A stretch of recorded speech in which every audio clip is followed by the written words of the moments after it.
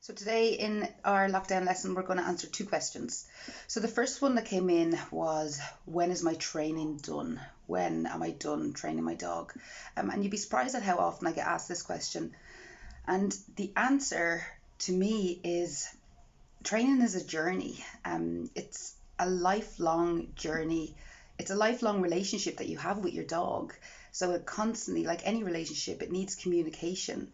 Um, think of it as a conversation. It's something that's always happening between you and your dog.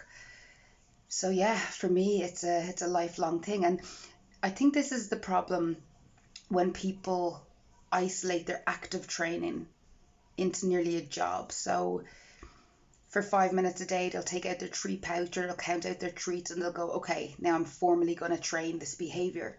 But then for the rest of the day that they're with their dog, they don't ask for any nice behavior. So think about all the environmental rewards that your dog gets. So if your dog is wants to go into the other room and is at the door, by opening that door, that's reinforcement. So before you do that, just ask for a nice behavior. Um, if your dog is looking for your attention, ask for a nice behavior first. So don't always separate your training, or do separate your training, active sessions and then passive sessions. But I don't think people think of those passive sessions, just the relationship and communication of living with a dog, to day interactions. Second question is, how do I motivate? Any tips for motivating my non-food motivated dog to eat more? So firstly, your dog is food motivated, because if they weren't, they'd be dead. And secondly, I'm going to assume that all medical reasons and any medical issues have been ruled out. It could be as simple as the food that you're feeding isn't very palatable. And sometimes when we're feeding the dog the same dry food, it's the same flavor, it's just a bit boring. Also, when we feed the dog just from the food bowl and they know that they have full access of it for the day, that can make it quite boring. So a few tips for making it more interesting.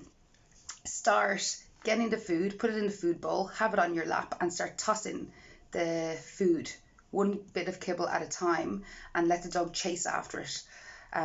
You can use the food in puzzles like Kongs or Kong wobblers, snuffle mats. Start hiding them, playing little find a game. So get the kibble, put your dog in the room or have someone else holding them and let them see you with their food bowl, plant all their bits of kibble around the garden or around the house, and then let the dog go and just say find it. So you're turning it into a game. In using it for your training exercises. Lots of different things like that. So, but if you haven't ruled out a medical condition yet, make sure you take your dog to the vet and just make sure that they are in full health, or just try changing the brand of food, keep that little bit more interesting. Any questions, put them in the comments, but otherwise I will see you tomorrow.